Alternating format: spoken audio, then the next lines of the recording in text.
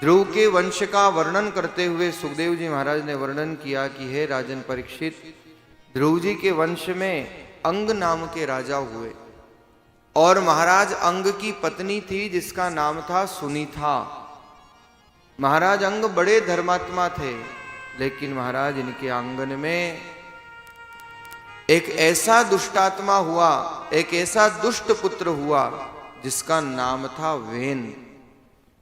और जो धुंधकारी का प्रसंग आप लोगों ने श्रवण किया, इस वेन का भी ऐसा ही स्वभाव था। इस वेन के स्वभाव में भी जगत का चैन लूटने का स्वभाव था। दिन रात ये अनाचार, अत्याचार, पापाचार किया करता। और महाराज इसने इतना अपने पिता को कष्ट दिया, इतना कष्ट दिया कि पिता भी घबरा गए। और एक दिन महाराज अंग वेन के अत्याचार से आतप्त होकर घर छोड़ करके निकल जाते हैं। मां सुनीता को भी ये दिन रात कष्ट देता रहा। अब तो सत्ता मिल गई, वेन का स्वभाव जगत का चैन लूटना हो गया। इसने ऐलान कर दिया, मेरे राज्य में कोई यज्ञ नहीं करेगा, कोई दान नहीं करेगा, कोई पुण्य नहीं करेगा। यज्ञ करना है तो वेनाय स्वाहा इदम न मम, इसका उच्चारण किया जाए, कोई भगवान का नाम नहीं लेगा। और चारों तरफ अराजकता फैल गई। एक दिन कुछ संत महापुरुषों ने आकर के समझाया, अरे वेन, क्यों इस प्रपंच में पढ़ते हो?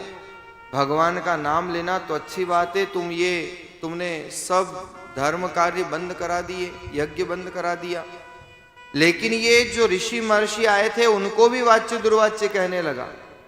ऋषियों को उसी समय क्रोध आया, उन्होंने क्रोध की हुंकार भरी और तत्क्षण वेन का प्राणांत वहां पर हो जाता है। वेन मारा गया। लेकिन महाराज आप क्या विचार करेंगे, मां का ममत्व कैसा होता है, मां की ममता कैसी होती है। वही वेन जो दिन रात माता पिता को कष्ट देता था, मां सुनीता की इतनी ममता, जानती थी सुनीता ये मेरे को दिन रात खून के आंसू रुलाता है, लेकिन फिर भी मरे हुए शरीर को भी सुनीता संभाल करके रखती है। मरे हुए शरीर से भी वो प्रेम कर रही। इसलिए तो कहा है, पुत्र कुपुत्रो जायते क्वचितपि माता कुमाता न भवति। पुत्र कुपुत्र हो सकता है महाराज, लेकिन माता कभी कुमाता नहीं हो सकती। कभी कभी विचार आता है कि उस समय तो एक वेन था, एक धुंधकारी था, लेकिन आज घर घर में वेन और धुंधकारी पल रहे हैं जो खून के आंसू माता पिता को रुला रहे हैं। क्या वर्तमान परिप्रेक्ष्य छुपा हुआ है। जगह जगह वृद्धाश्रम खोलने का कार्य किया जा रहा है। हमारे यहाँ तो परंपरा भी नहीं थी वृद्धाश्रम की, लेकिन महाराज आजकल पढ़े लिखे लोग जो माता पिता उन्हें योग्य बनाते हैं, इस काबिल बनाते हैं कि तुम पढ़ लिख करके योग्य बन जाओ, वो इतने योग्य हो जाते हैं कि माता पिता को ही बेघर कर देते हैं, दर दर की ठोकरें खाने के लिए मजबूर कर देते हैं।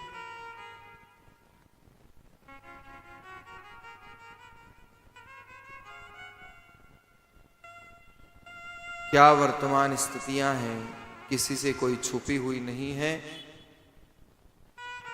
अच्छे अच्छे घरों में माता पिता खून के आंसू रो रहे हैं।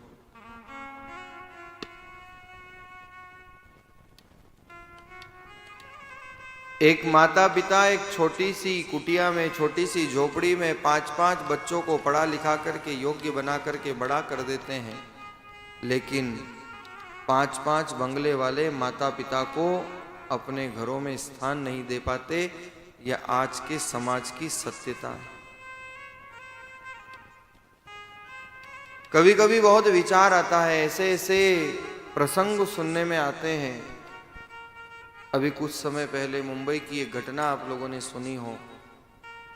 बेटे का व्यापार अरबों में, विदेशों में, और महाराज यहाँ पर माता पिता की सुध तक नहीं ली। और तो और मां की मृत्यु के पश्चात प्लेट में पड़ा हुआ शरीर कंकाल में बदल गया। पड़ोसियों को जब पता चला, गेट तोड़ा तो मां का कंकाल निकलता है। ऐसी स्थितियां समाज में पनप गई, जहां करोड़ों अरबों का व्यापार उनके बेटे विदेश में कर रहे हैं, लेकिन माता पिता एक फ्लैट में तड़प तड़प करके मर गए और केवल कंकाल हाथ लगे। कुछ समय पहले की घटना, एक कलेक्टर ने अपनी मां को छत पे जाकर के धक्का दे दिया, छत से नीचे गिरा दिया। क्या एक जिलाधीश में ये मति नहीं होती है कि मां का क्या स्थान है?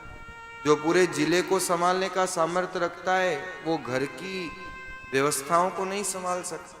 पता जब चला, जब पास के सीसीटीवी फुटेज में घटना कैद हो गई, अखबारों में मुख्य पृष्ठ पर थी ये समाचार, ये घटनाएं।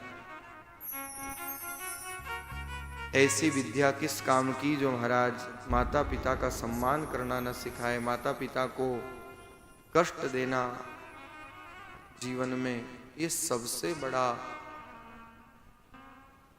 पाप है।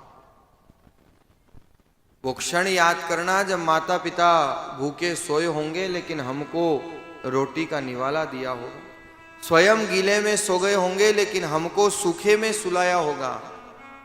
लेकिन महाराज योग्य बनाया कि ये बुढ़ापे में मेरी लकड़ी बनेगा, ये पढ़ लिख करके योग्य बन गया तो मेरा सहारा बनेगा।